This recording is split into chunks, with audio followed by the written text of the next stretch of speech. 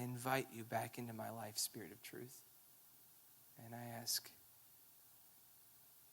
that you'd forgive me.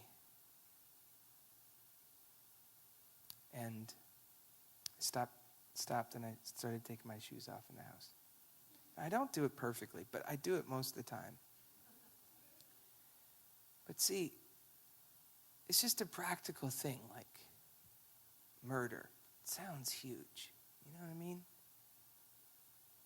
But even the biggest sins happen because at some point in time, we think that all the Spirit of truth is in our life is just to tell us how awesome we are and how right we are. But it ceases to be truth if that's all it does.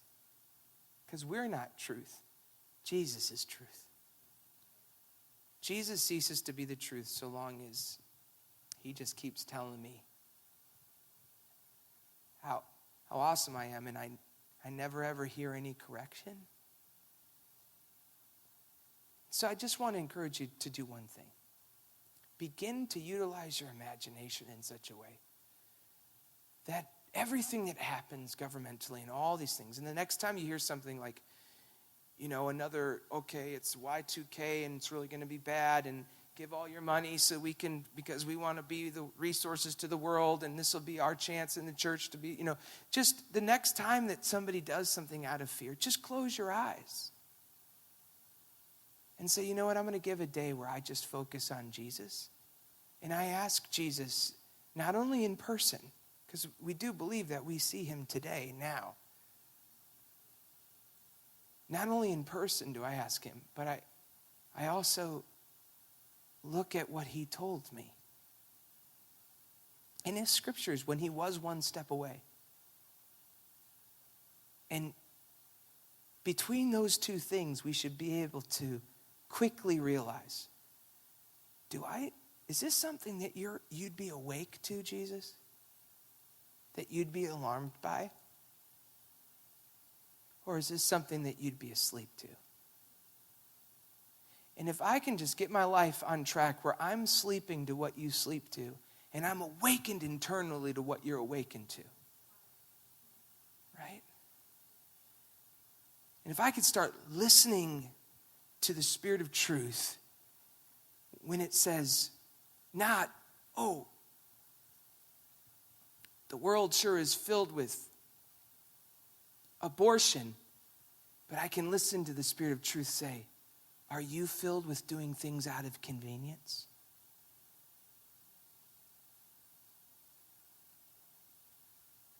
The world sure is filled with murder. Have you ever divided yourself from a brother without cause? Just because you have an ideological difference? If we can start bringing those things back to ourselves and allow the Spirit of truth to actually, if the people of God can become a place where the sins of the world can be concentrated on in order that they might be dealt with, well, that's when transformation of entire cultures happen. As long as we just keep saying, if we could only get those people right, it's not us against them. It's us. We are the world. We are the children. Wait, no, just kidding. Just joking. I just wanted to see Ian's face. I was watching Ian.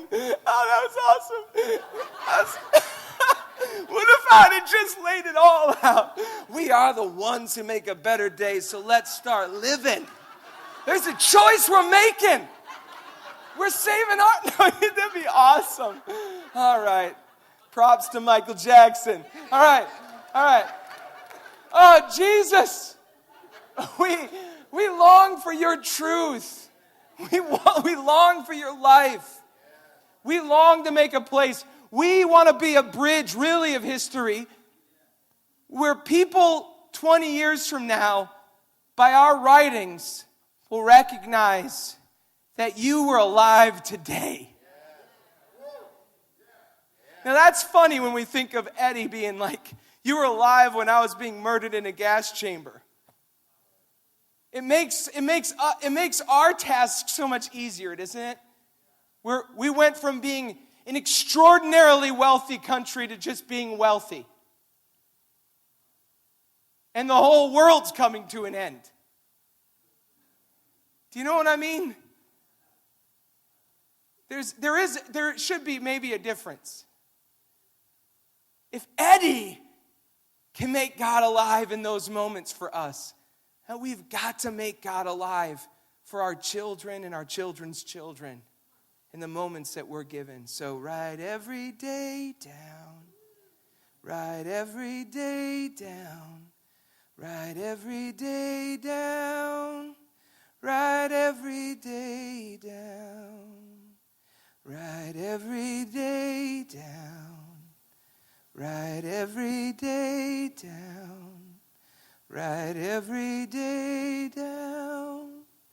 Write every day down. Amen.